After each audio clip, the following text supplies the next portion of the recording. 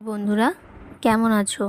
দেখো, আজ আমি তোমাদের সাথে ছানা একটা রেসিপি শেয়ার করব। দেখো, আমি আগে থেকে ছানার মধ্যে নুন, চিনি, সামান্য লঙ্কা গুঁড়ো, ময়দা আর পাম তেল দিয়ে ভালো করে মেখে নিতে হবে। দ্বিতীয়ত, কড়াইতে তেল দিয়ে গরম হতে দেব। দিয়ে তেল দিয়ে লই করে নিতে হবে। লই করে তেল গরম হয়ে গেলে কড়াইগুলোতে ভেজে নিতে হবে।